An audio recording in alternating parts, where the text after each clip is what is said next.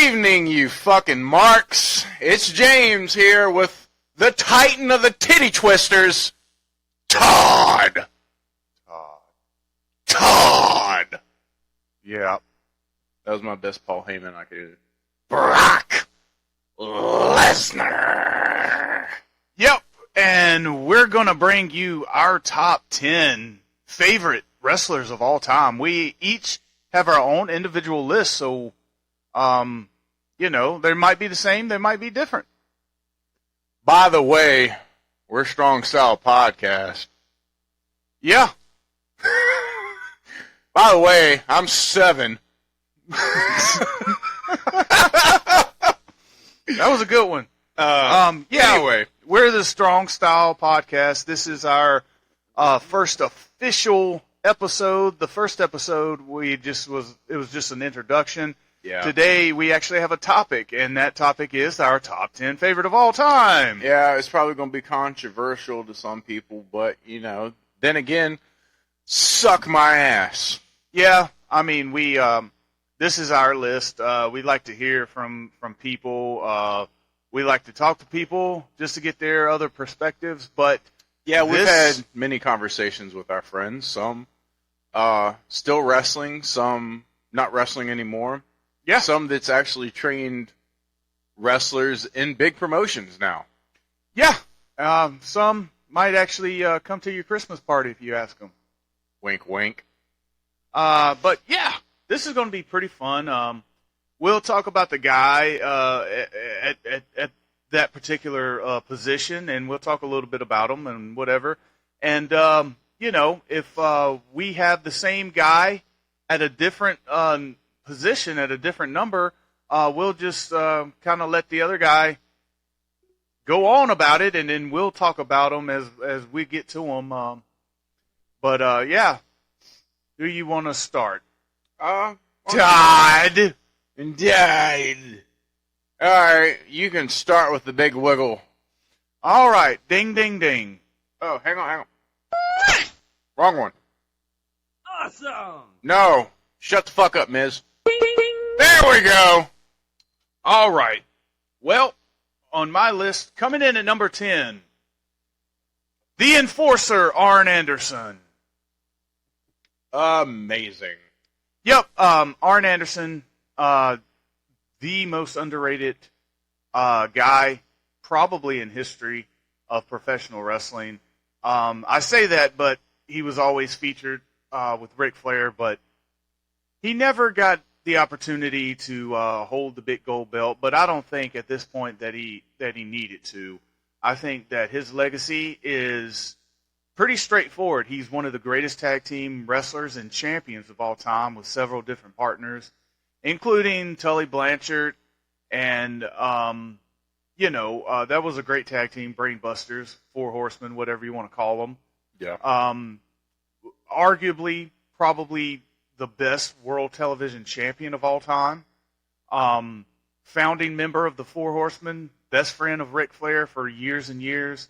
Was heavily featured when he was an active wrestler in WCW, which is mostly where he competed. Before that, he had a stint in the WWF. Crockett, but he was always featured somewhere in a pretty either a title match or pretty high up on the card at any position. He went on to be an agent for WWE. Now I guess he's kind of like a coach or agent or something in AEW right now. I think so. After he kind of called it quits in the ring, he became such a great behind the scenes talent. Yeah. Doing and the right thing, getting trying to get the next generation right. Yeah, unfortunately, it was an injury that made him hang up the boots. And, when you wake up one day and you go to the gym and you can't feel your left arm anymore, you probably want to go to the doctor, and that's exactly what he did. And to his credit, when he called it quits, he called it quits. He still was an on-screen presence, so yeah, it was good to see him. Of course, you know, the DDT and the spine buster and the face first suplex were always great signature moves of him. But yeah, the Enforcer Arn Anderson has always been my favorite. Always started out the War Games when he was in it. Not only, like I mentioned, you know, founding member of the Horsemen, but, you know, member of the Dangerous Alliance, which is one of the most underrated group of talents put together. Yeah, for real. Like top to bottom, just fucking stacked. Yeah, and, you know, a major staple in Crockett and WCW, no doubt about it. So that was my number 10. Well, I really can't elaborate much on him. He's higher on my list, but I mean, you pretty much touched on all of it. Number 10 for me is the Ayatollah of rock and rolla. Chris Jericho, if you don't know, he's still wrestling to this day as we speak. You know, he got to start back in the day, back in when it was still kind of territories. Made it big in Mexico. That's when he started. You know, he was the Lionheart. I can't ever say it right, but Lionheart Jericho, and came over. Paul Heyman brought him over. Had a little stint in ECW. Had his little shining star presence. And he stood out. And then, of course, you know, Eric Bischoff snagged him up, rightfully so. And then, you know, he blew up in the Cruiserweight division. He was in Smoky Mountain Wrestling, too. Oh, fuck, yeah. I forgot about Smoky Mountain Wrestling. Yeah, with Lance Storms. Yep. Yeah. Yeah, I mean, he wrestled for a lot of promotions. And then, you know, when he couldn't take it anymore in WCW and they wasn't doing anything with him, boom, jumped to WWE. First night, battling The Rock, one-on-one with the mic. I mean, I don't know what kind of better debut. And just fucking blew it from there, became a household name. And to this day, he's now wrestling in AEW. Yeah. Multiple time world champion. Multiple time. Yeah. Tag, different organization. Tag champ. Intercontinental champ. Yeah. AEW champ. Ring of Honor champ now. Yeah. I think he was. Didn't he hold the record for most Intercontinental title wins at one time? Yeah, he did actually. Was he the European champion? I think he was, wasn't he? I don't know about that. Yeah, I think he did. Yeah, as a matter of fact, he did win the European Championship because he lost it the very next night, I believe, to, I want to say, Eddie Guerrero when China turned on him, and then that's when China went with Eddie. I believe that's how it went. So he was like the European champion for like a day. Yeah, I'm sure somebody correct us. But anyway, he's despite his recent, you know, kind of like downswing, I mean, he's fucking spectacular in the ring. I mean, well, he's in his 50s. Yeah, well, you know what I mean. He's doing things. Anyway, I'm not going to get into that right now. We're talking about what made me love Chris Jericho. Just the arsenal of moves. I mean, everything from the Lion Tamer to the Walls of Jericho, Code Breaker. I mean, you know, the same move. Well, you know, no, it's not. The Lion Tamer and the Walls of Jericho is fucking different, jackass. I know that. That's why I brought it up, so you could say the difference. Anyway, and he's probably been the best at reinventing himself. Yeah. And for the probably most part, ever. For the most part, he stayed injury free through most of his career. Yeah, I mean, he's been pretty consecutive his whole career.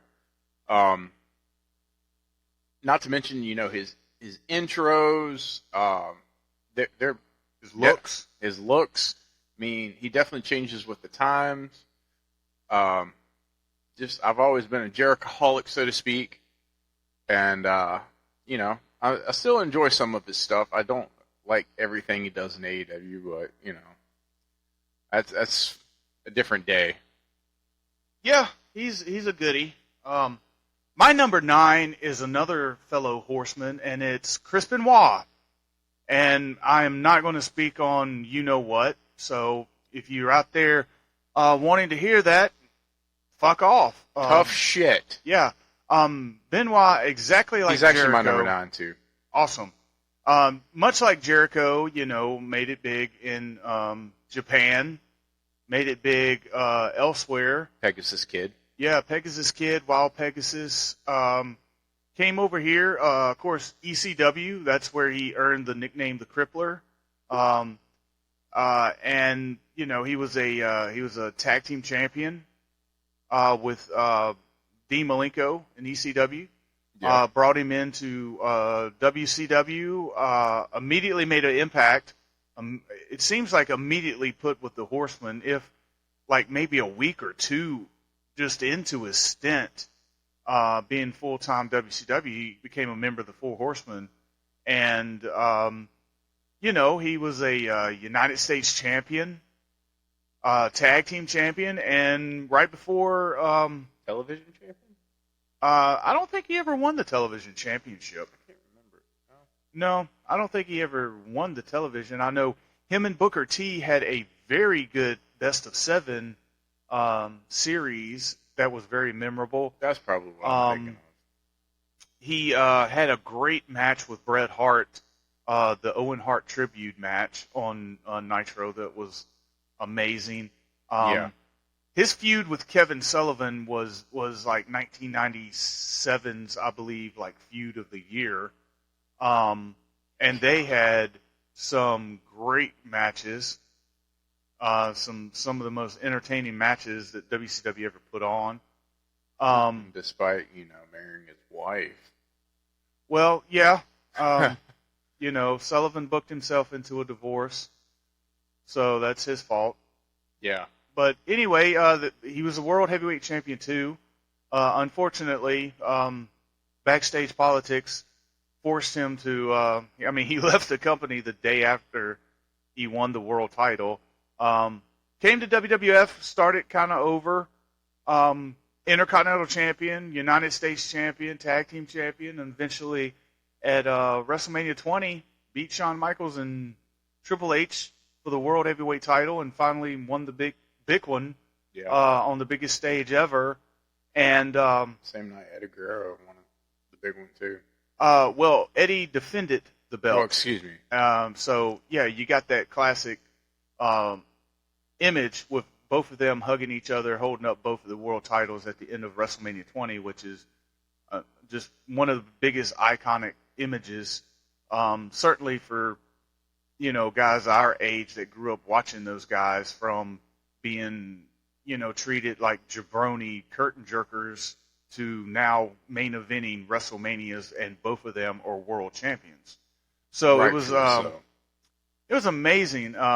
Benoit, when I think about Benoit, I think about toughness. I think about passion. I think about technical ability. I think about precision. Yeah, everything that I like in professional wrestling. Now, our podcast is called Strong Style Wrestling.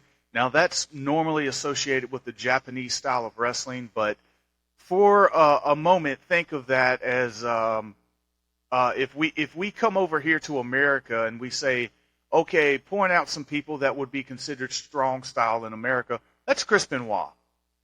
It's Chris Benoit. Hands down. It's hard hitting. It's make you feel like it's real. And nobody did that better than Chris Benoit. He was a great bump taker. His moveset was fucking amazing. He could do anything in the ring, and that's why he's number 9 on my list. Yep. What's your number 8, buddy? My number 8 is one of the best wrestlers to ever come down the pipes in any era, and that is Kurt Angle. I have him higher on my list. Well, Kurt came into the company in late '99, into the WWF at the time. He was an Olympic gold medalist coming from, that real wrestling sport to sports entertainment. And he came in and, he immediately kind of, he didn't really click with the fans, but he had a gimmick, and that gimmick was, I'm going to be so nice that you boo me. And that's exactly what he became. But over time,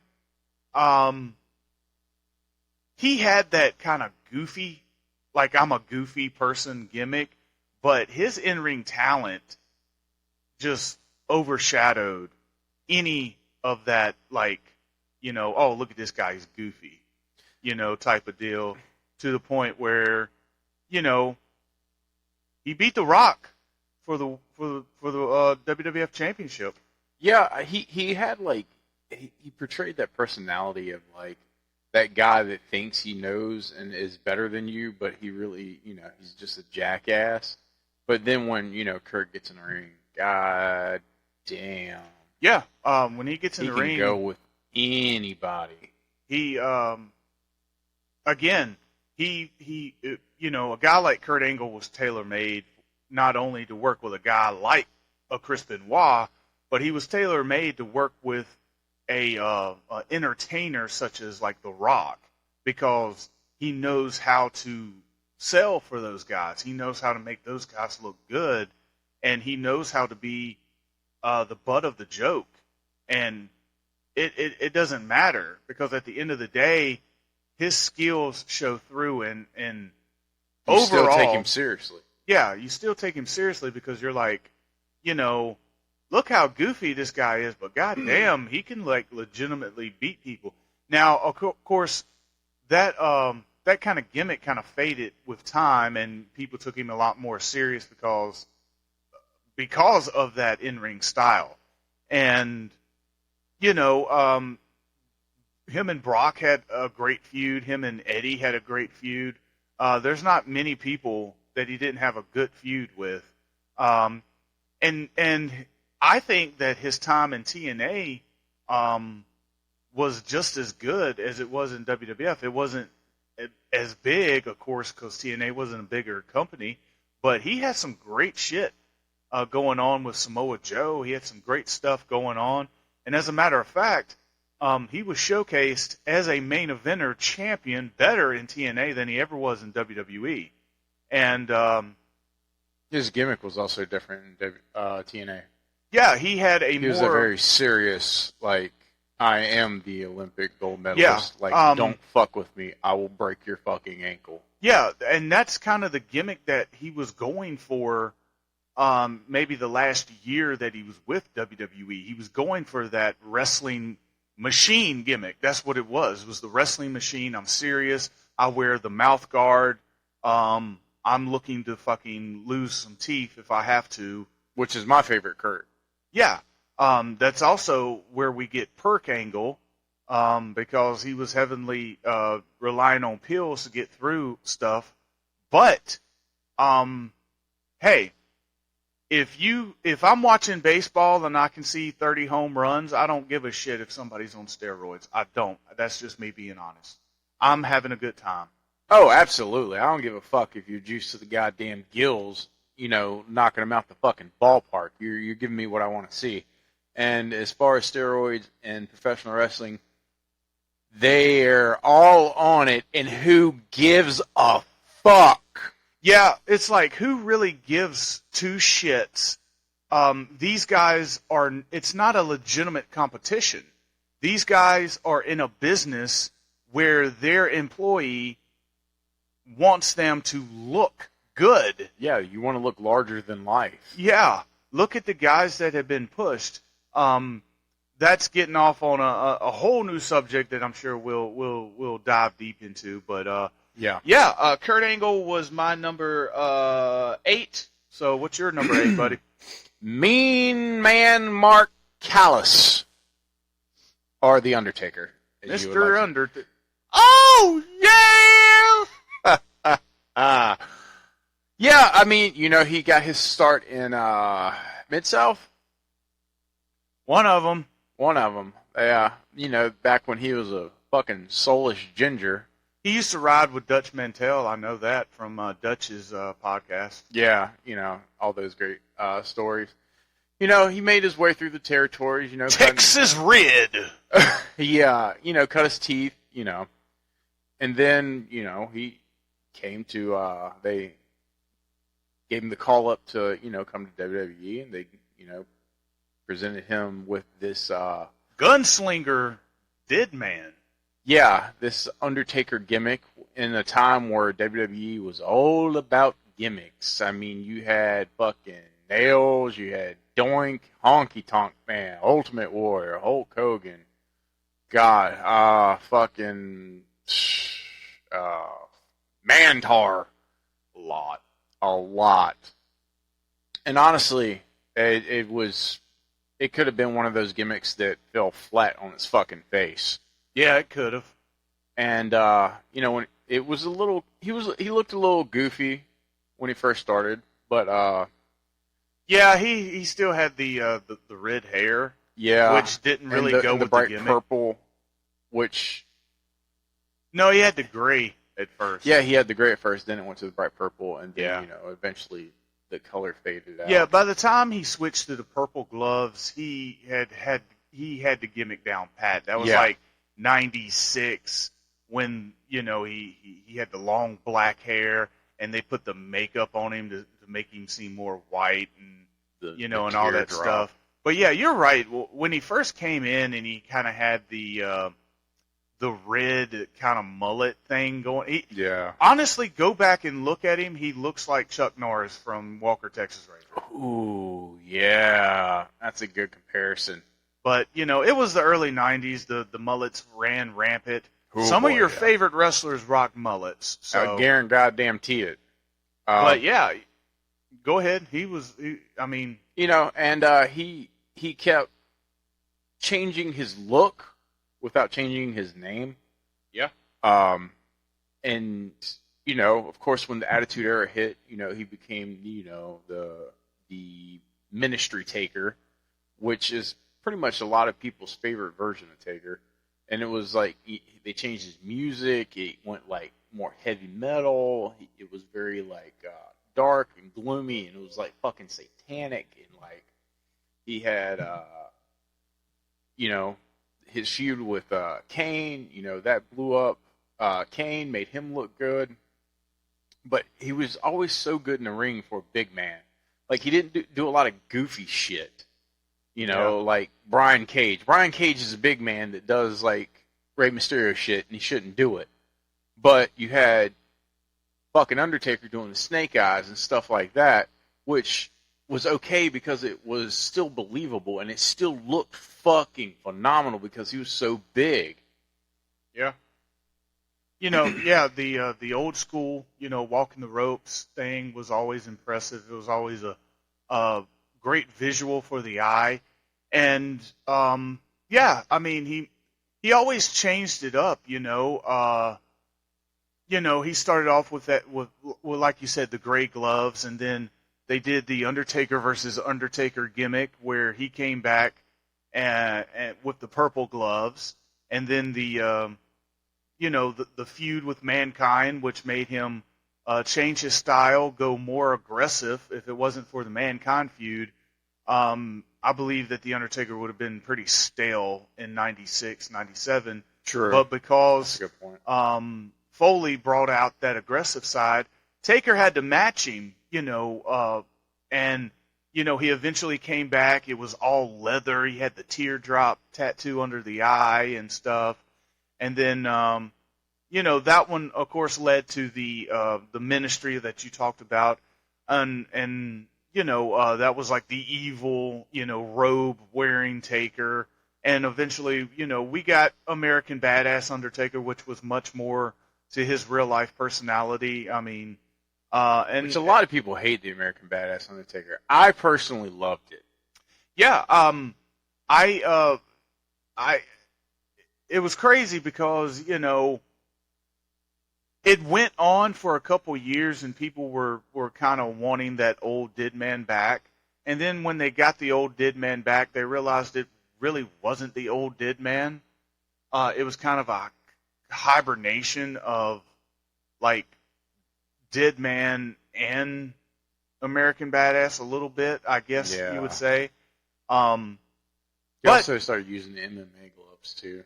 yeah, but it's all good because Big Evil. I mean, you know, I'm glad he retired when he did retire. It was time for him to retire.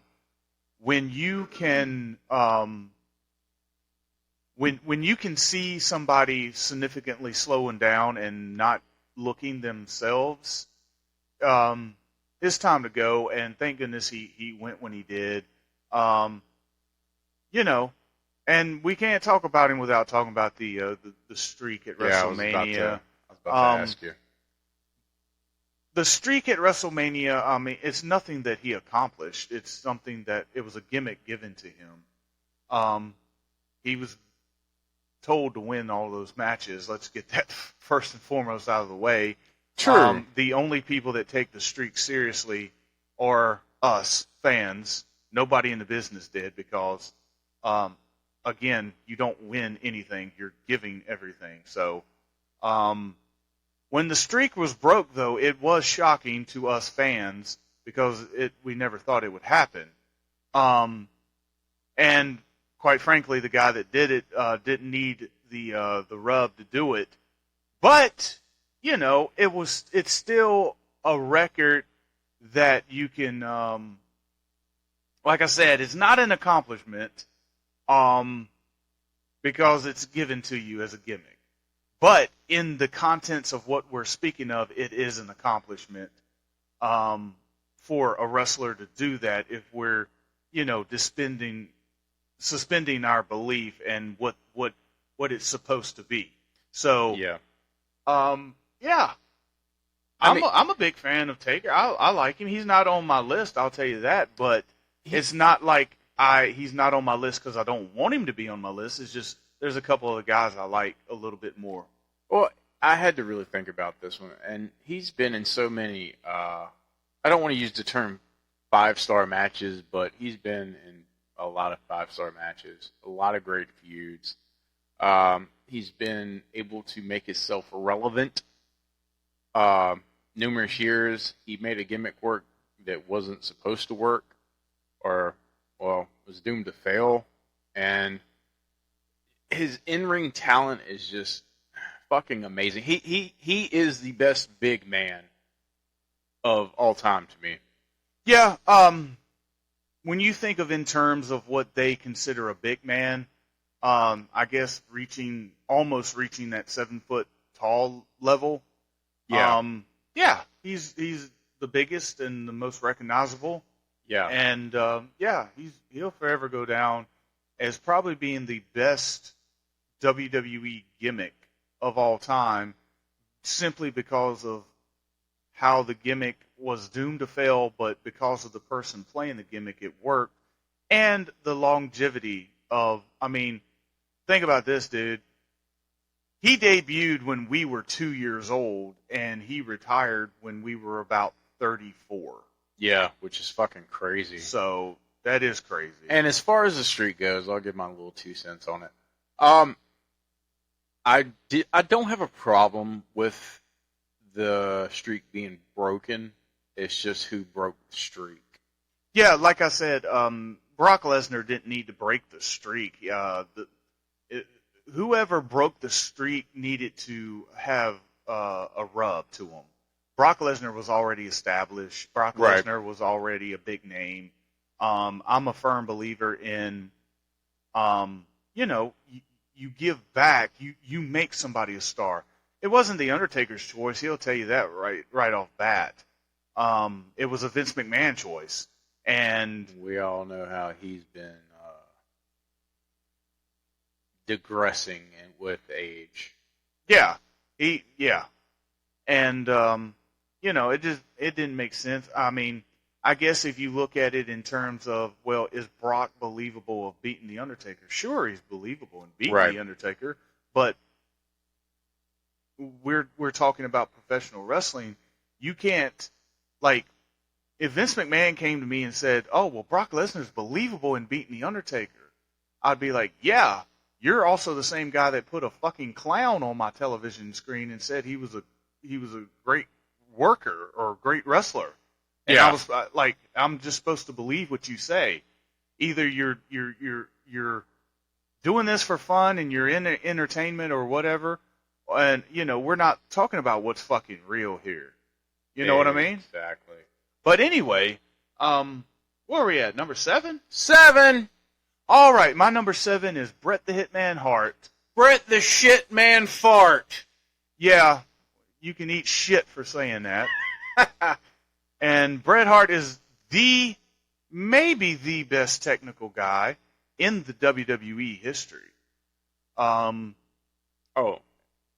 despite joking aside, Bret Hart is fucking amazing in the ring. Yeah, Second to none. he was a guy that, he started off in Stampede Wrestling working for his dad. And then when Stampede was bought out, he came in WWF in like late 84 into the 85. And, I think they brought him in. They wanted him to be a fucking cowboy or some shit, and it didn't work. Finally, they put him with a tag team with Jim the Anvil Neidhart, and they got Jimmy Hart to be their manager, and they were the Hart Foundation. Right. And it was a tremendous gimmick, and it worked, and they were heels, and they were, Bret didn't really have to say anything because Jimmy was there, on the mic, but Bret had that shit-eating grin to his face. Hart Foundation had several tag team title runs, several great, memorable matches with the Nasty Boys, with the Brain Busters. I was about to say the Brain Busters. Yeah. Oh, yeah. Demolition. They had some great matches. The British Bulldogs. Very and- underrated. Yeah.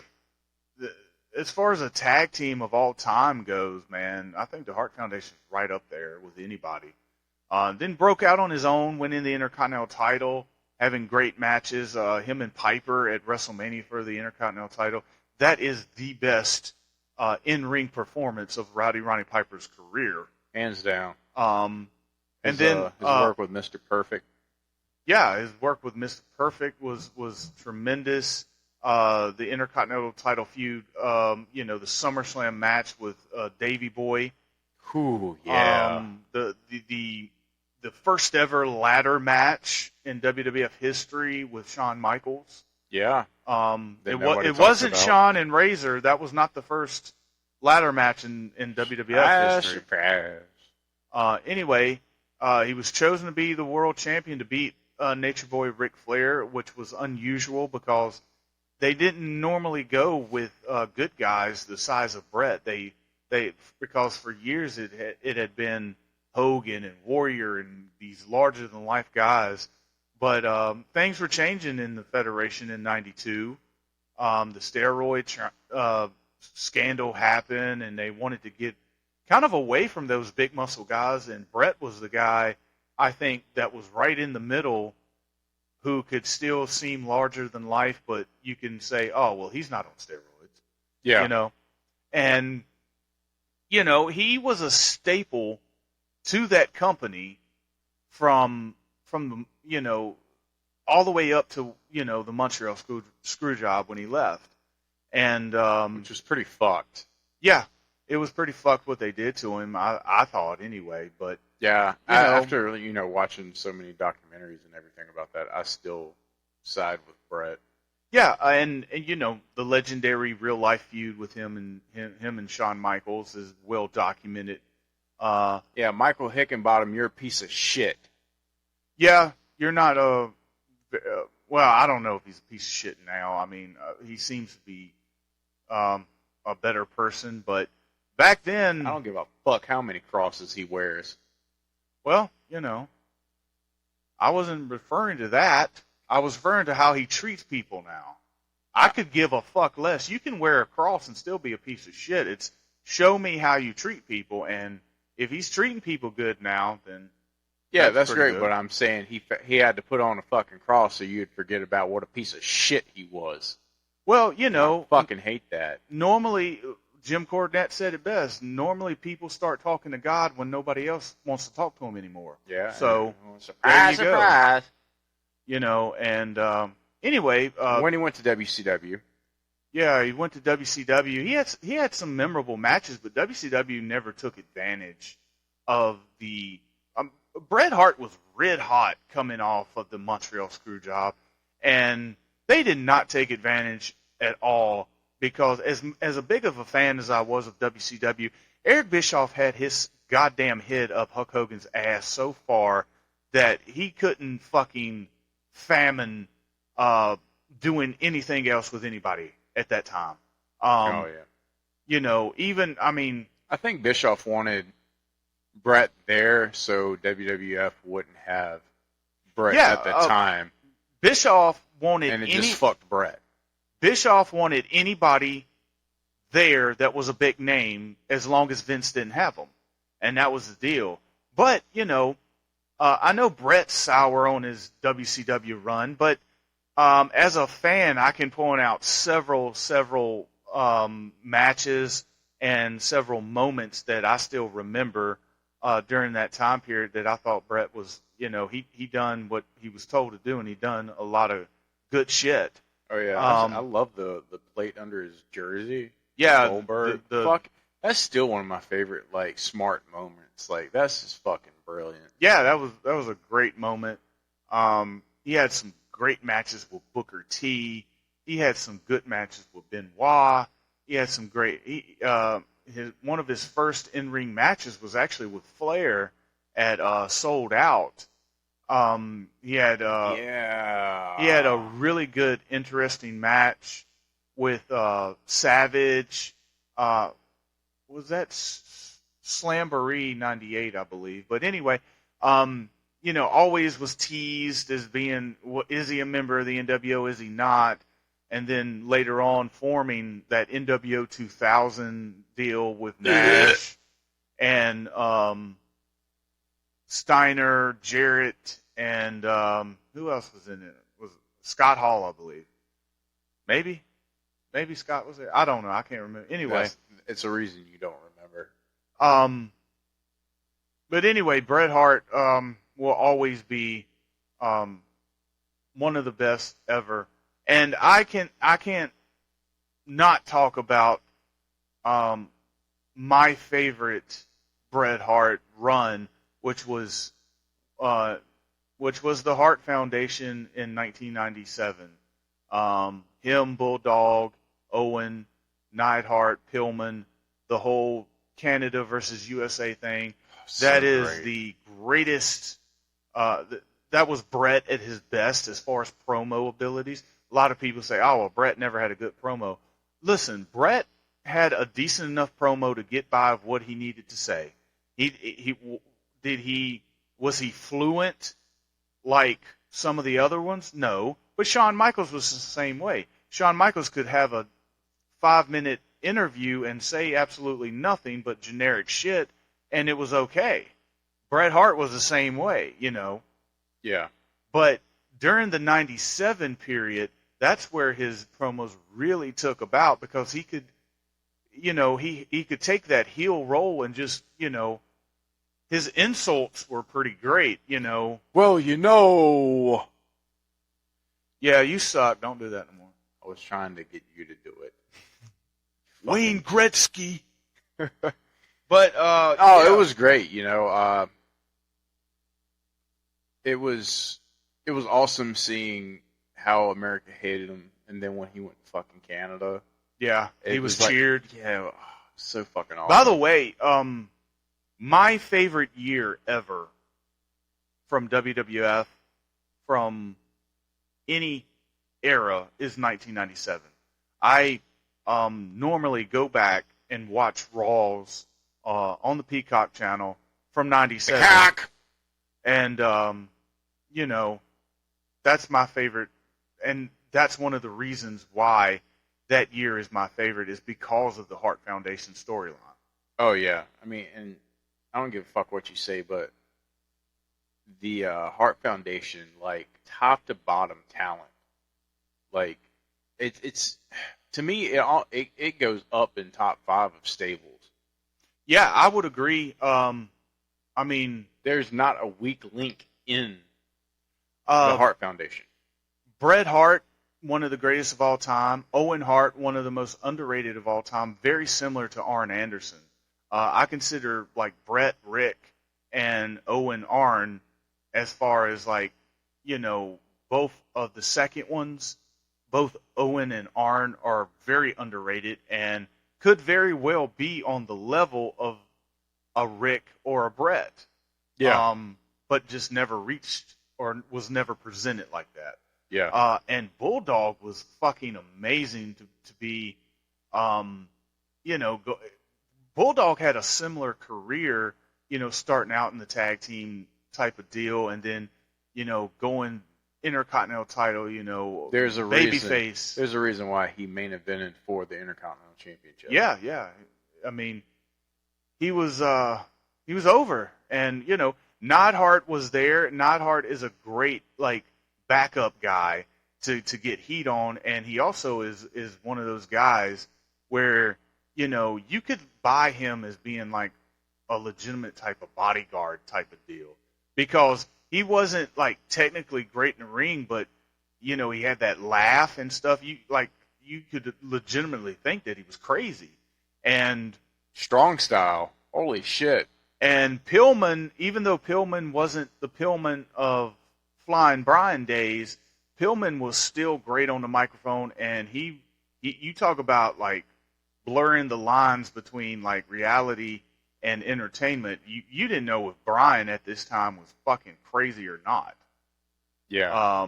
Genius is what he was. He unfortunately he died too young, too soon, and it's a shame because his personality was amazing during this time period. Yeah. But I want to touch one last thing with Bret Hart because a lot of people shit on Bret Hart for how seriously he took himself, right? Right. Okay. But you motherfuckers that shit on Bret Hart for taking himself too seriously, I guarantee you have an MJF shirt in your fucking closet. MJF takes himself as serious as Bret Hart, and it's a reason why MJF is the fucking champion right now. Well, if Bret Hart didn't take him, Bret Hart had to take himself seriously because if he wouldn't have taken himself seriously, nobody else would have took him seriously. Same with MJF. Because who would really take MJF seriously if he just was like the everyday run-of-the-mill fucking cookie-cutter young buck, Derby Allen? Right. Nobody. I know I said Derby. I meant to say it. Well, whatever. But I just wanted to point that out because I know a lot of people like to shit on Bret Hart for taking himself too seriously, but then these same motherfuckers are going to sit there and praise MJF about, MJF is so great, blah, blah. And then I'm sure somebody's going to be like, how can you compare MJF to Bret Hart? MJF is so much better. On the mic. Who the fuck says that? Dude, these fucking internet clowns are crazy. But what I was going with is that in the ring, no. On the mic, MJF's better than Bret. MJF is the best today on the mic than anybody in the world. Yeah, but we're not trying to do Bret versus MJF. I just wanted to point that out, that you people need to, like, watch what you say. You know what I mean? Like, you can't shit on Bret Hart and then love somebody that does the exact same thing. It's contradicting. Yeah, that was my number 7. Well, my number 7, you already touched on it. It's Chris Benoit. There's really nothing more I can add to it. What? What? Chris Benoit was my number 9, and you said that was your number 9. No, I said that's my number 7. Well, who the fuck was your number 9 then?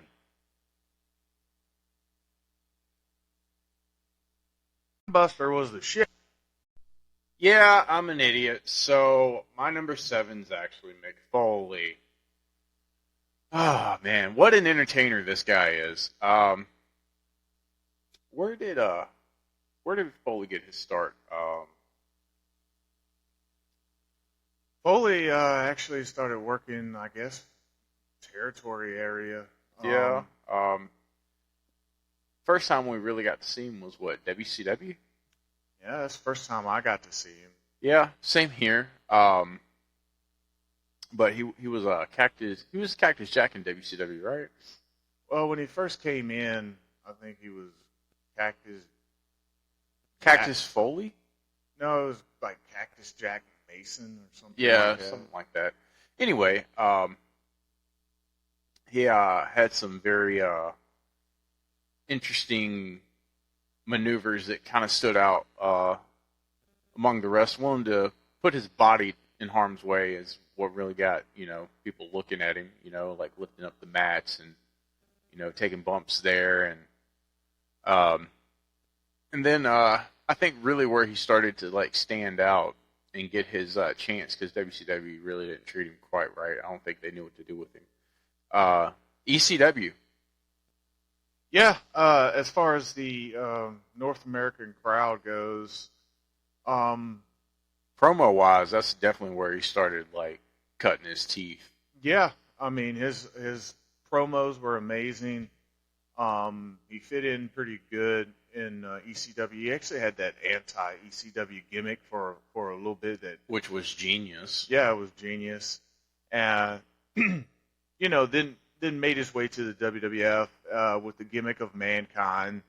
Again, we talked about it earlier about how if it wasn't for Foley coming in, pushing the envelope, making the Undertaker, more aggressive, the Undertaker would have been kind of stale at that point. But yeah, the Mankind gimmick was amazing in the beginning. The heel, Uncle Paul type of, shit that he was doing was good. Ripping his hair out. Yeah, ripping the hair out. Pet Rat. The Pet Rat, he had an amazing match with Shawn Michaels for the championship at the In Your House card. Anytime him and Taker touched each other was pretty magical. And yeah, like you said, man, the bumps that Foley took, legendary. Kind of changed. Yeah, it definitely changed the style of the WWF. It took it, in my opinion, the moment Foley came in, everybody else started to get more aggressive. Yeah, because they had to keep up with Foley. I mean, Foley's out there making it look real, man. And, of course, Dude Love was introduced. They brought Cactus Jack into WWF. Legendary feuds with Triple H. Legendary feuds with The Rock. The Rock over the championship, Yeah. and of course, he won the championship on Raw, and it was a huge deal. And tag team champion, first ever hardcore champion. I mean, it's not much you can say about Mick Foley that, is not positive. I mean, the funny thing about Mick Foley is he is probably a guy that shouldn't have never made it. yeah, he was definitely a guy that shouldn't have made it, but with heart, determination, will, and drive, that motherfucker is a household name. yeah, I think that his ability to entertain people and take the bumps that he took was the reason why he got over. Because, I mean, he was playing a heel, but people appreciate the effort that he put forth. And I think, I tried to find a spot for him on my list. I just couldn't find a spot for him, but it's not because I, don't like him. I had to, because such a huge fan as a kid. He just like captivated my imagination. Like this guy is just like you said, he made it feel so fucking real, and like Yeah, all these characters that on paper probably shouldn't work, yeah, and definitely. makes them work. And even made Dude Love work. and the way he had it in his head was not the way it kind of came off, but he made it work in a way where people still liked it. Definitely. And Cactus Jack's my favorite out of the faces of Foley, so to speak. Yeah. Doing the whole death match thing with Terry Funk in Japan, making a name for himself, coming, back over here, bringing that, he was already hardcore over here, taking the bumps he was doing now, going to ECW and eventually making his way to WWF. More power to him, man. He became a champion. He became, everything that he wanted to do. And, we were, as fans, we were like happy to see him get to that level because he deserved it. He was one of the guys. Much like my number 6, which is Stone Cold Steve Austin. That's funny. That's my number 6 too. Yeah, Stone Cold Steve Austin is a guy that started off. He was always a workhorse. He was always the guy. He mostly played a heel. As a matter of fact, his early days he was a heel. Wrestling guys, he started off in the Texas area doing that whole thing, but he really, made a name for himself in WCW as Stunning Steve Austin, working with guys like his blonde hair, with Ricky the Dragon Steamboat and stuff like that, becoming television champion and stuff like that. He was a guy that was always like the technical heel that could bump for the babyface and stuff like that. Then the Dangerous Alliance happened, and then the Hollywood Blondes gimmick came about, and he eventually got fired from WCW because he was injured. Made his way to ECW. That's again, you said earlier, that's where Foley cut his teeth doing promos.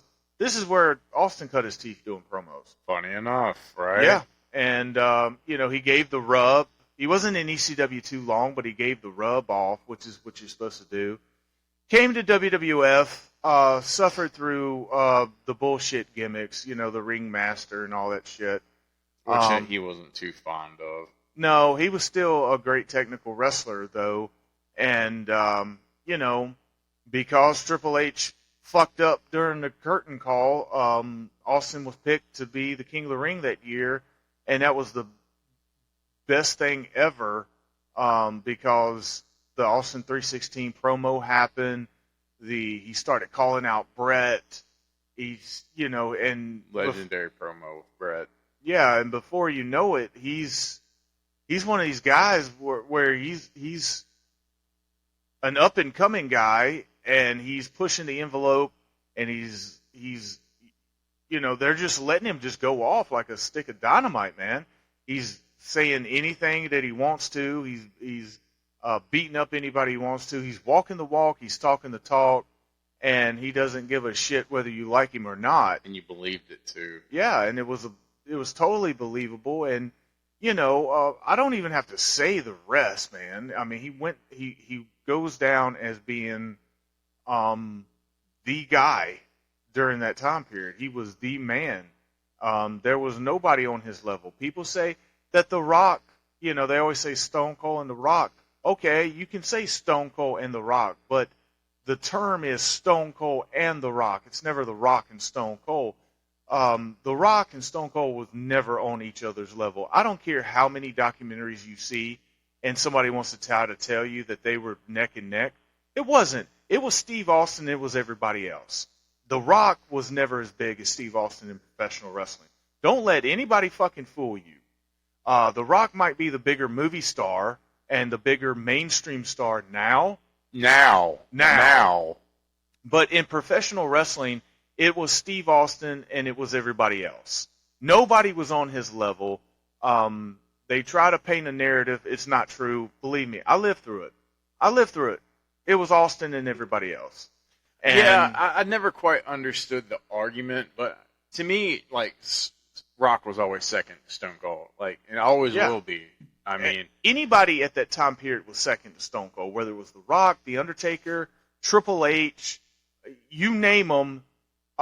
They were great opponents, but it was just like, you talk about Hulk Hogan in the 80s, where it was Hulk Hogan and it was everybody else. It was plain to see that Hulk Hogan was the man.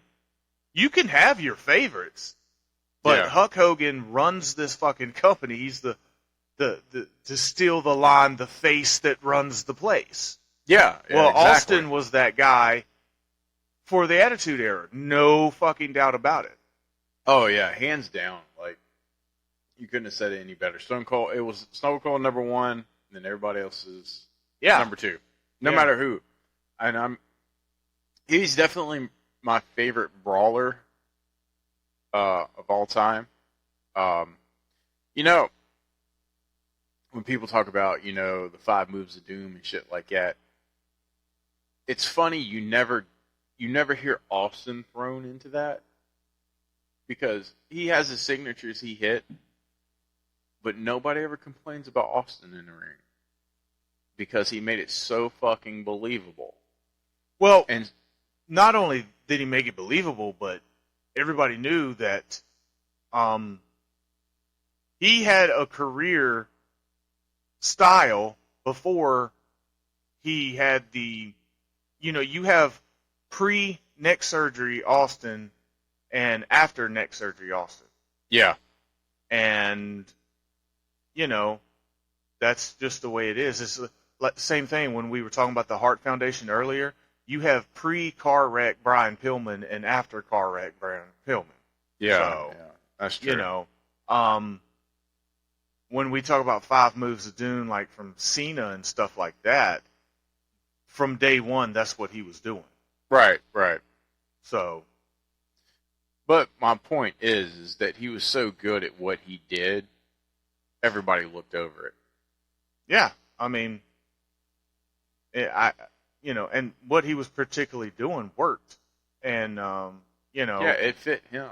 Well, I mean, when your gimmick is kicking ass and you get in the ring and you actually showcase that you're kicking ass, it's hard to complain. Yeah, what a concept.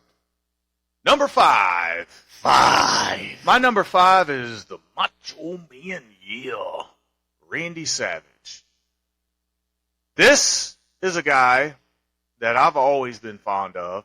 This guy won the world title the year I was born. Same. He was, you talk about larger than life character. You got to talk about Macho Man Randy Savage. And even though Hogan was always the man, I will say that Savage was Hogan's rock. If there was no Hogan, Savage would have been the biggest guy in the company. You know what I mean? Oh, absolutely. And I love Savage. I loved his work no matter where he went. His WCW work was second to none as well. He was one of the older guys that they had, but he was always the more intense. He was always the more productive, in my opinion, of like when you talk about Flair and Hogan and kind of the older guys when they came into WCW. He was always like a ball of fucking energy. And I think probably my favorite Savage era is when he was when he first joined the NWO and he was doing the Madman Savage, like he was beating up the referees, he was doing everything. He was just the wild man Savage, and everybody was like, he needs to be locked up and all this stuff. And of course, this is around the time that he starts the feud with Diamond Dallas Page. So not only is it a great gimmick, not only is he over and he's with the NWO and stuff, but he made Diamond Dallas Page a main eventer. Absolutely. Which is something that a lot of main eventers in WCW did not do for other people, but he did it. He was one of the very few that took a homegrown, I guess, WCW talent and shot him to the moon. Savage is always awesome. Savage there'll never be another Randy Savage. He is one in a million. He's intense, colorful. I mean, you name it, any version of Savage is a good version of Savage. Even when he was like Macho King or whatever, and he had Sherry with him. Yeah. Macho Man produced good shit, period. Oh, yeah. I'll touch on Randy here in a wee bit. Well, my number 5 is the Stinger.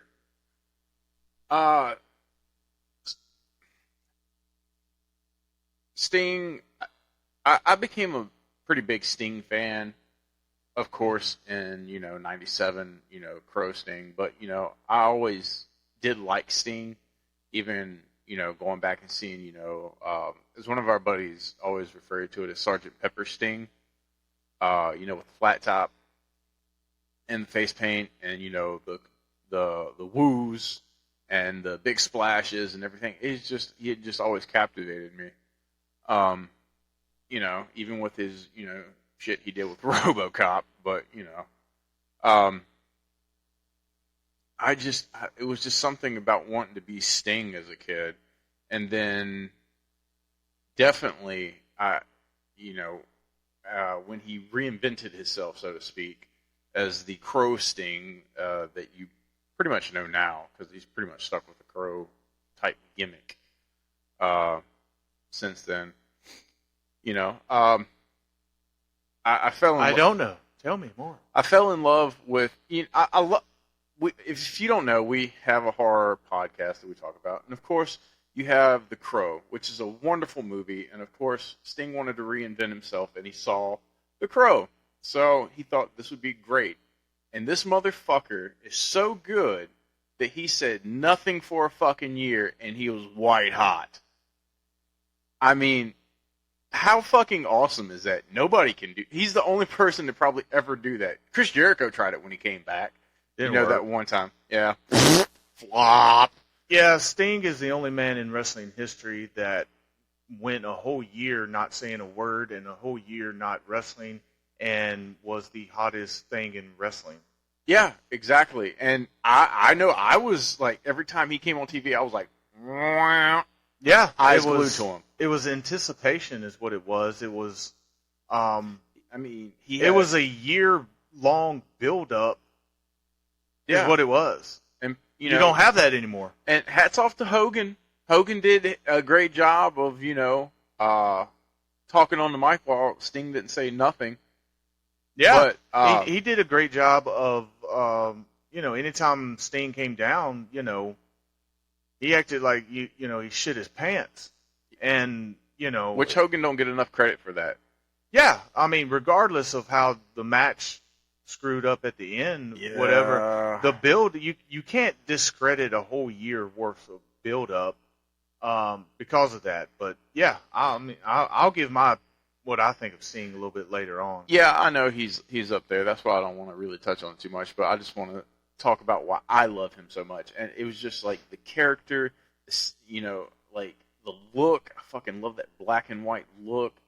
It was just it was metal, and me being the metalhead that I am, I just, immediately attracted to it like, a big fucking magnet towards metal. You just have to, you're just fucking there. It's like, wow.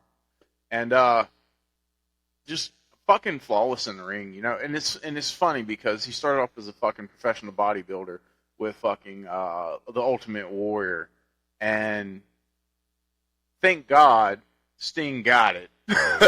Yeah. Warrior, not so much, but I'd say RIP, but I really don't give a fuck about the Warrior. Never have, never. Anyway, hate me if you want to. I don't care. I don't like him. I thought he was a piece of shit human. And now he's just a rotten piece of shit. Dun, dun, dun, dun. Anyway, Sting is the man. Hands down. Love him. I'll let you elaborate him on it in a little bit. Well, my number 4 is not going to be quite known to the mainstream audience, but my number 4 is Kenta Kobashi from Japan. This is a guy who I wasn't too into, I didn't get to watch Japan back in the day. It's only during the internet age where I really got to watch Japan wrestling. And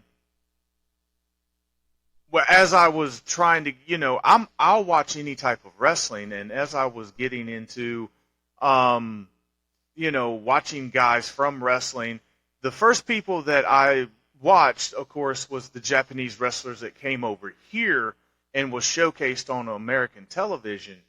But I wanted to know, like, the stars over there that maybe had never come over here and made a name for themselves. And the guy that immediately made an impact on me was Kenta Kobashi. This guy was every fucking thing that, like, if I was creating a wrestler in a video game, this is a guy that I would create, as far as, like, he's the definition of strong style. Oh, absolutely. So fucking captivating in the ring too. That just a fucking manly man. You know what I mean? Like, yeah. Like has that, like, William Regal type feel to him. Yeah, and he's flawless. Like he had no business being as good as he was in the ring with the style that he brought to the ring.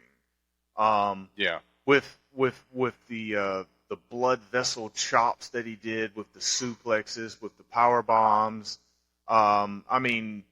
If you guys have never seen a Kenta Kobashi match, go on YouTube and try to find some. Or Kenta Kobashi versus Misawa. Yeah, Kenta Kobashi versus Misawa. They fought each other a lot, and most of the times, Misawa won the matches.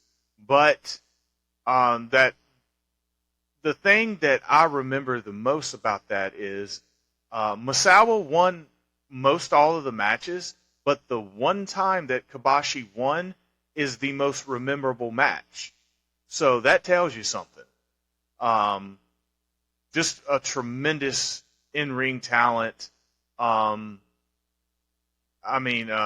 You can even look up some Ring of Honor stuff. He made some shots for Ring of Honor facing Samoa Joe back in the day that were fucking amazing matches. And like I said, man, he is the basis behind, the name of our show, which is Strong Style. So, Kenta Kobashi, number 4. That's funny. I don't have him at number 4. Amazing talent, amazing wrestler. But I do have a Japanese professional wrestler, the Great Muta. Just like Sting, I pretty much found out who Muta was because of Sting, because of their great match at help me. What? Muta, They had several matches. the big one for the title, like the elimination. What? The tournament. Oh, that was at Starrcade. There you go. Starrcade. That was the first time I saw Muta, yeah. was Sting and Starrcade. Yeah, I know they wrestled each other several times. And I was honestly just kind of a little story. The first time I saw Muta, I thought it was like Sting versus Sting. Funny enough, because I wasn't paying attention, and You were a stupid kid. yeah, I was. Anyway, but then I realized, it's not like somebody that was an imposter Sting. He's a something like Jap! You fucking idiot. Anyway, and then I was like, wow, this guy's really fucking good, and he looks like Sting. So it's like a win-win. So, thank God that Muta got to come over here. And, he of course got his start, New Japan Pro Wrestling also, which, New Japan, if you don't know, is one of the biggest promotions over in Japan. It's pretty much the WWE of what? What the fuck are you laughing at? New Japan is a big promotion in Japan, Well, it has Japan in the fucking title. which is why you shouldn't have said that. I fucking hate you. Canadian Stampede Wrestling is a staple in Canadian wrestling. No, you're right, though. Anyway, We like to have fun, folks. it's late. It's like 1:30 in the morning.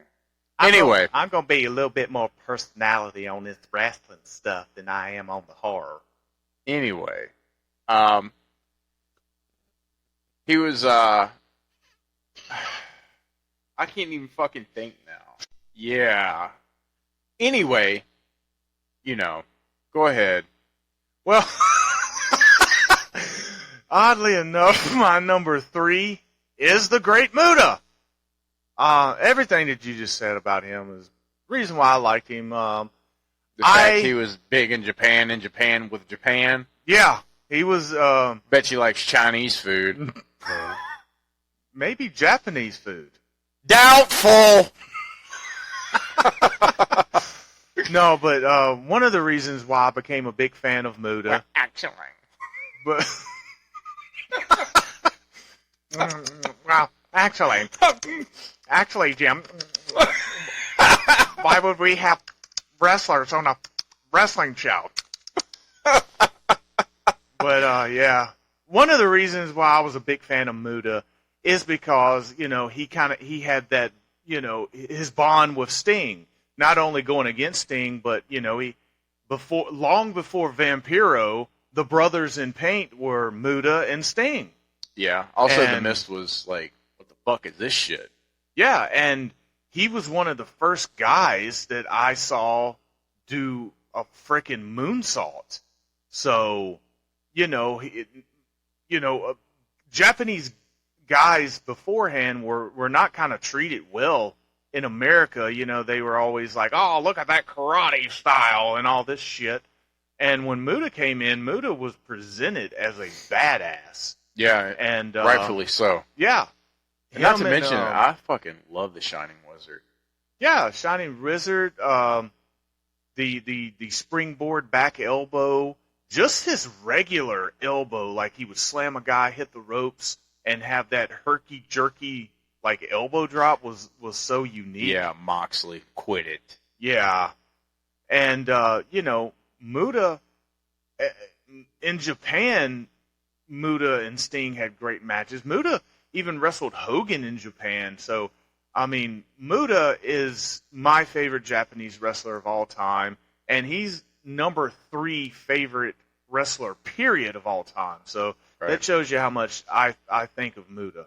And he's still wrestling to this day, which is fucking insane to think about. Yeah, I mean, he's not quite the Muta with the face paint. He's evolved. He's got the mask and the Keiji Muta gimmick. Yeah. And yeah, he's a fucking badass, man. So yeah, he's definitely.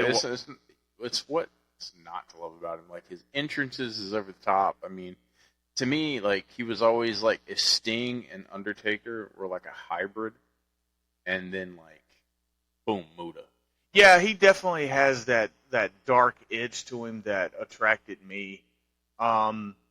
It's almost like Muta and Sting like mirror image each other. It's almost like Sting was like the light and Muta was like the dark side. It's almost like a Star Wars thing with those two. And like his fucking demeanor and how he just like he walked and had that like creep to him, and like it just fucking badass. Yeah, dude. everything from the entrance to the moves to the taunts to everything. Yeah. I mean, we call Lex Luger the total package, but Muta fits that very well too. Yeah, absolutely. Well, my number 2 is the Nature Boy Ric Flair. Really? Yep. That's my number 2 too. Well, let's talk about him. Well, There's not much to talk about when it comes to Ric Flair. outlaws are like a booger lodged deep in my nostril, and I dig and I dig and I dig. Now get him and I flick him. Anyway, Flair's pretty good.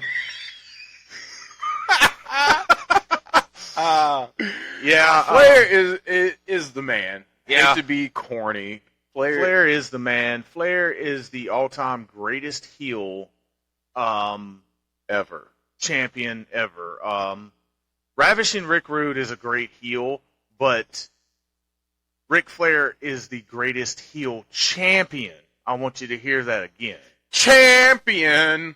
Yeah, I would say Rick Rude might be the greatest heel of all time, but Flair was the greatest champion heel of all time. Yeah. He was to Crockett what the way that Hogan was presented in Vince's WWF. Yeah. The difference is that WWF always leaned on babyface champions to carry their company. Crockett leaned on heels to carry his company. And in my opinion, it's always better to have the babyface chase after the villain than the villain chase after the babyface. To me, that's, you want to anticipate that new champion, and you want that anticipation new champion to be a babyface because people can get behind it. Yeah. And Flair was you want to talk about like the ultimate villain. Like he had the looks. He's the Joker, man. He's the Joker. He had the size. He could talk. He looked like $1 million. Yeah. He was surrounded by beautiful women at all times. He had like the top of the top like brands and apparel and Rolexes and just everything you wanted. He had everything you wanted to be. He was. Yeah, and like I said, man, he was the Joker. The Joker is the greatest comic book villain of all time, and that is what Ric Flair was. Yeah. The difference is that Ric Flair really had no Batman. He really just made the Joker the lead.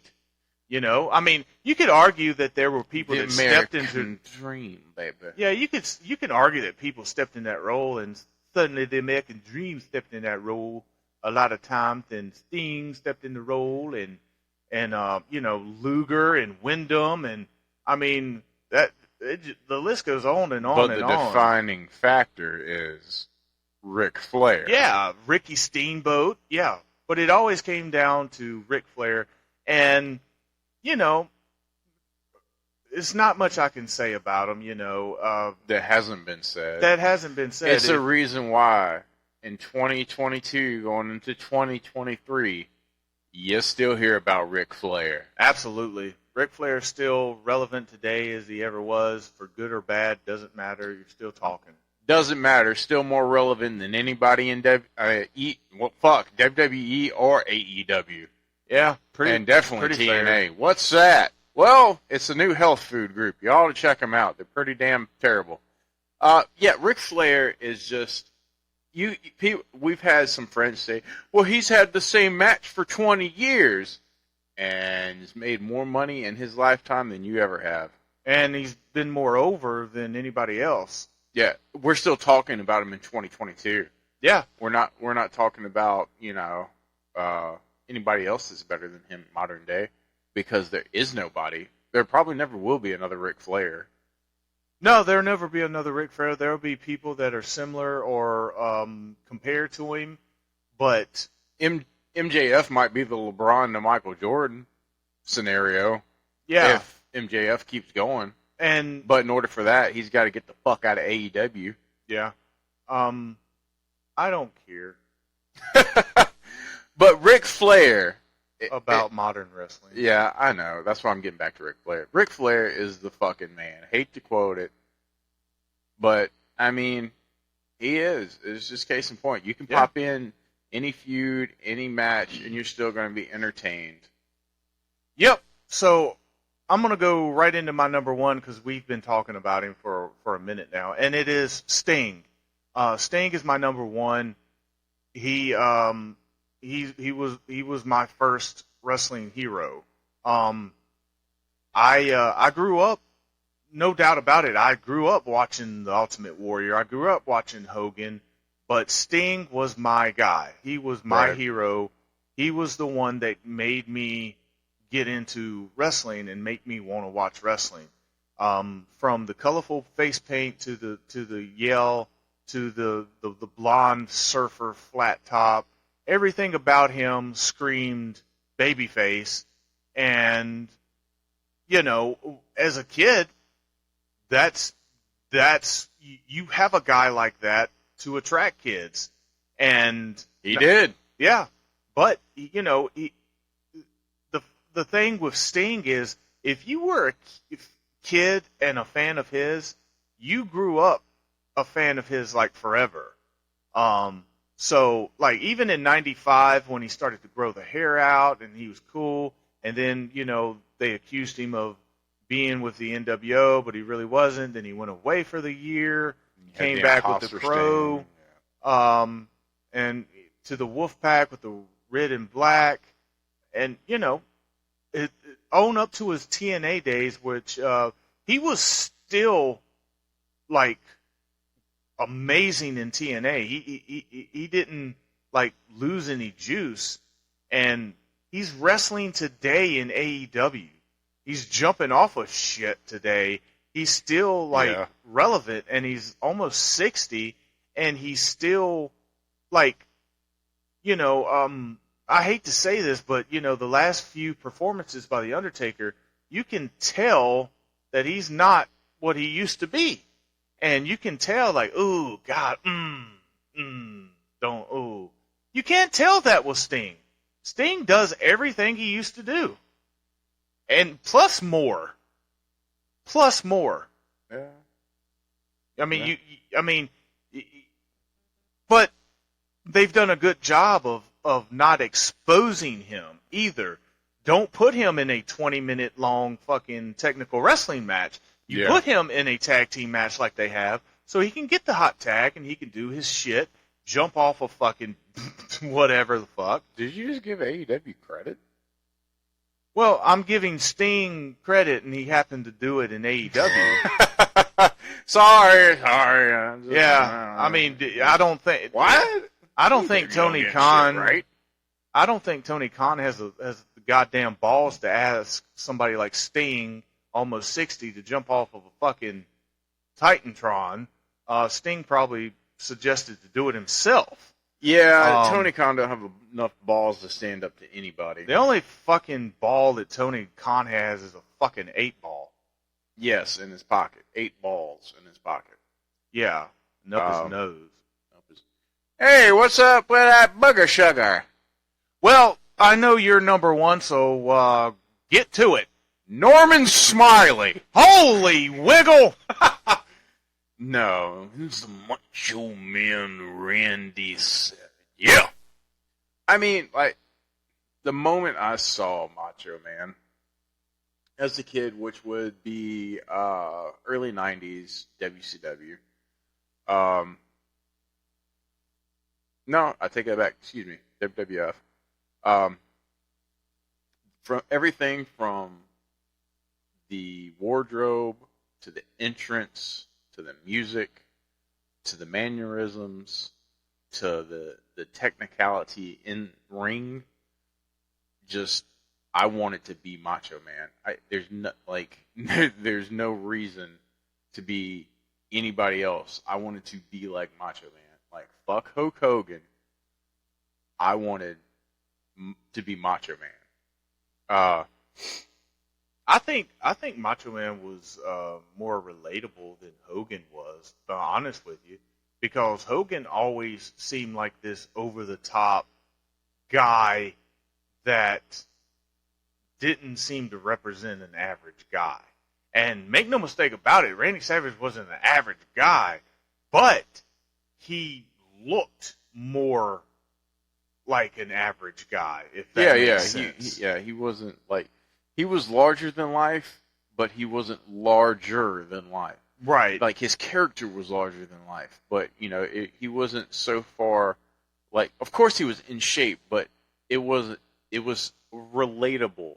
Right. You know, like Steamboat or Flair. You know what yeah, I mean? he wasn't was like this monstrous. Say your prayers, brother. Yeah, and what a lot of people don't realize is that professional wrestling had never been built off of these big bodybuilders until Vince McMahon. Got a fucking hard on. Yeah, Vince McMahon is the reason why these big fucking guys like that exist. But if you look back in the day at guys that were on top of the cards, they were like average-looking dudes that were just in really good shape. Like Bruno Sammartino was like 5'7" at best. Yeah. You know, it would be like, you know, Taz being the world champion in ECW.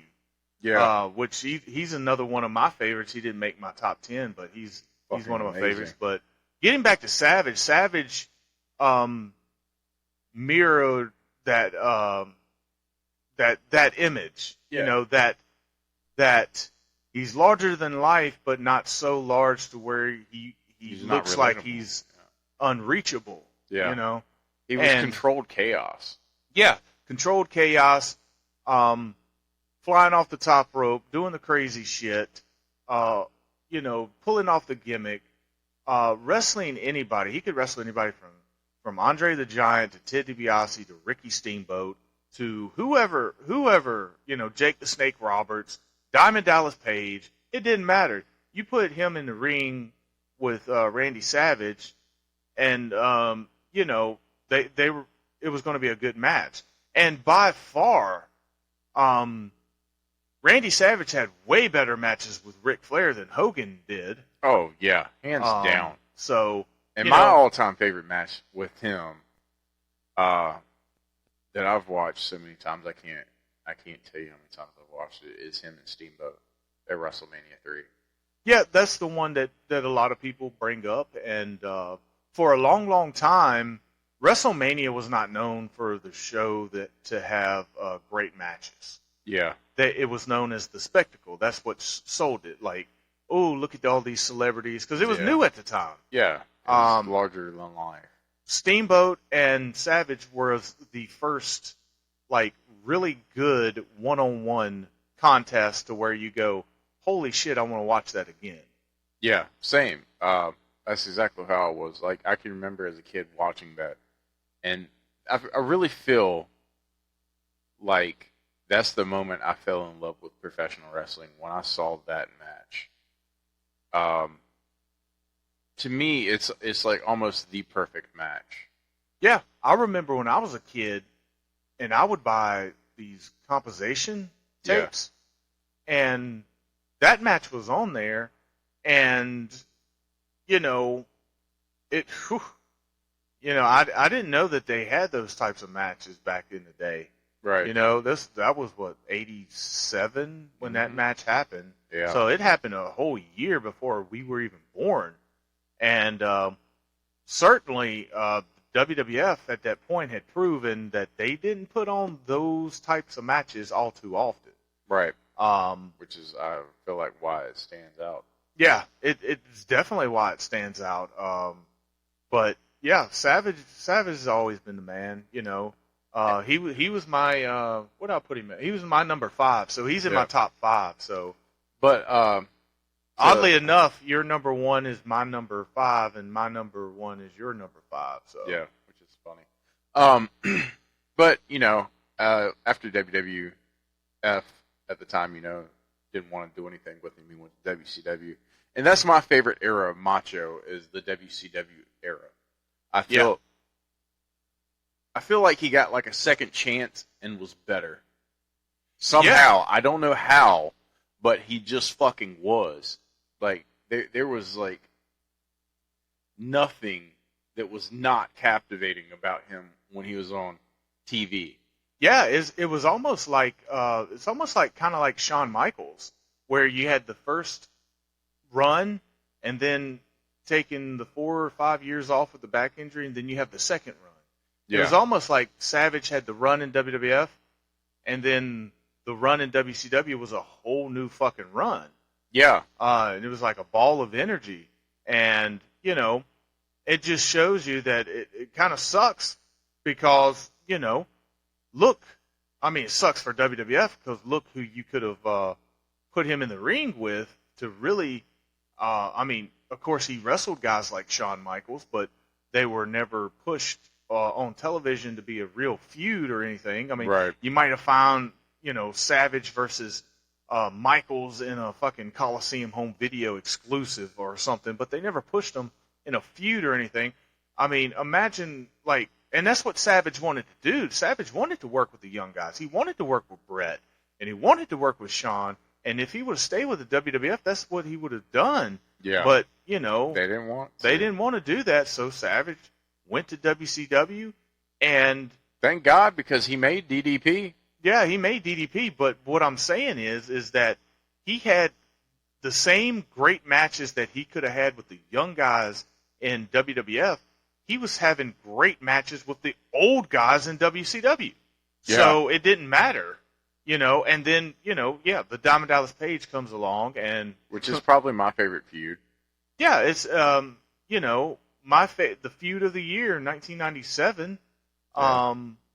Diamond Dallas Page, Randy Savage. That first match was, you know, when DDP got that win at Spring Stampede. Every match that they had with one another was, I mean, I'm always fond of Havoc. yeah, The Havoc match. I don't know why. you know, we talked about Chris Benoit and Kevin Sullivan having a great, you know, feud that was personal. You felt like Randy Savage DDP was like personal. Like Yeah. you could believe in the feud. It wasn't like I thought they hated each other. yeah, it wasn't a gimmicked up feud. It was definitely like reality based. Like you don't belong on my level. Oh yeah, well I'll show you. Show you, punk. But And you know, of course, you know him in the Slim Jim gimmick, which I fucking love because right now I can go to the fucking convenience store and the biggest Slim Jim you can get has Macho Man. It's the Savage Size Slim Jim. yeah, I remember those commercials like they were yesterday. And that was one of the big reasons Vince McMahon was so butthurt over Savage leaving is because not only did Savage leave, but he took the fucking Slim Jim deal. Yeah, well, And, you know. hey Vince, you should have fucking made some room and let fucking him work with the young guys. Yeah, so, you know, those were our top 10. Maybe there's some of your favorite guys. Maybe you have a totally different list. But these are the guys that we like. And, you know. Yeah, some of them are technical wrestlers, some of them are brawlers, some of them are entertainers. And we're aware of that. These are just our personal favorite wrestlers. Like, we know that there's a fucking difference between an entertainer, a wrestler. We know the difference between a brawler, a technician. Yeah. So, take that with what you will. Like, these are just our personal favorites. Yeah, to us, that we grew up watching. like I said earlier, you know, the term strong style comes from Japan, defining a style, but to us, we're redefining that style. If you are entertaining to us, we refer to you as strong style wrestling, simply because, you know, we're fans of all types of different wrestling, and Yeah, like, we think as in strong as in well-rounded. yeah, Like, you can brawl, you can be technical, you're good on the mic, you're a entertaining. strong in-ring performer. You're a strong in-ring performer. You can be an entertainer, but you're also a professional wrestler. You're a professional wrestler that can also entertain. So you're just the whole kit and caboodle. Yeah, I forgot who said it, but somebody said it back in the day that, you know, being hardcore back in the day meant you could get in the ring for 60 minutes and go hard. That was truly hardcore, not picking up a fucking light tube and bashing it over somebody's fucking head. Right. exactly. That's So- just fucking stupid. So, But yeah, that's what we're here to do. We're here to bring, entertainment to the masses. yeah. So that was a list of people that we loved. We can't wait to bring you some people that we hate. Oh boy, that list. Oh God, we could go all day. Here's looking at you, Santino. Fuck you. I'm glad Jim Cornette smacked you. I would pay Jim Cornette to smack you again, you fucking brown bastard. You're gonna have to edit Son of a that. gun. You're gonna have to edit that. You can't call him a brown bastard. Why? He's tan. Yeah. You tan bastard. Well, I guess it's okay because Bundy, you fat son of a bitch. I guess it's okay because he's not Mexican, by the way. He's actually Italian, so we can't get Yeah. in trouble for, I'm not being racist. I mean, like, tan, as in, hey, he's tan. Like, he's not white, he's brown. Like, he has the complexion of brown. Yeah, but somebody can, you're making fun of somebody because of their skin color. Hey, Santino, you tan piece of shit. Fuck you. Bundy, you fat piece of shit. You can't go out there and... Yes, sir. We told you we like to have fun here. We're having fucking fun. If you don't like me, bite me. Yeah. And, we hope you enjoyed this, but if you didn't, Jesus Christ, son, why the hell not? Yeah. Well, I hope Scott Steiner gives you a big lump of fucking coal for Christmas. And eat my shorts. May the big wiggle be with you.